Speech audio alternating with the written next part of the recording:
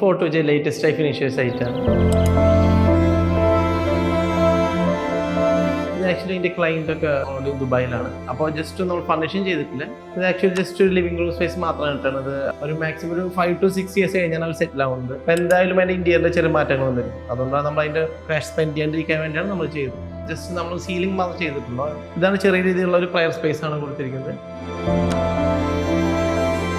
ഈ living room just entrance ചെയ്യുമ്പോഴാണ് നമ്മൾ ഡയറക്റ്റ് വ്യൂ ചെയ്യുന്ന ഒരു വെന്റിലേഷൻ സ്പേസ് ആണ്. ഇതിപ്പോൾ നമ്മൾ ഡൈനിങ് ഏരിയ ആണ്.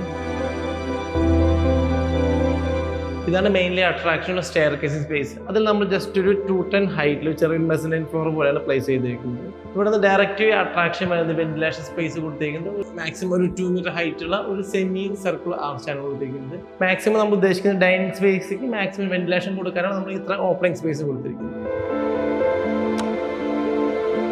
ഇതിൽ തന്നെ ഡയറക്റ്റ് ആയിട്ട് നമുക്ക് എൻട്രൻസ് ഉള്ളത് കിച്ചണിലേക്കാണ്. കോസ്റ്റ് എഫക്റ്റീവ് കിച്ചണാണ് നമ്മൾ ചെയ്തിരിക്കുന്നത്. ഒരു ഹാഫ് ടൈപ്പ് റൗണ്ടുള്ള ഒരു വുഡൻ ഫിനിഷാണ് കൊടുത്തിരിക്കുന്നത്. മാക്സിമം എല്ലാ മെറ്റീരിയലും WBC തന്നെയാണ്.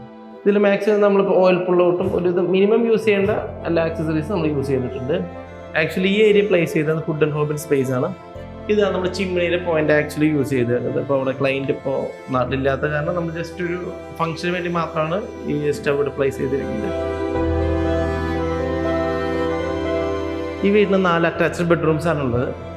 നോർമലി ഞാൻ നേരത്തെ പറഞ്ഞ പോലെ തന്നെ ക്ലയൻസ് നാട്ടിലില്ലാത്ത കാരണം നമ്മൾ ജസ്റ്റ് പ്ലെയിൻ ആയിട്ടാണ് പ്ലേസ് ചെയ്തിട്ടുള്ളത്.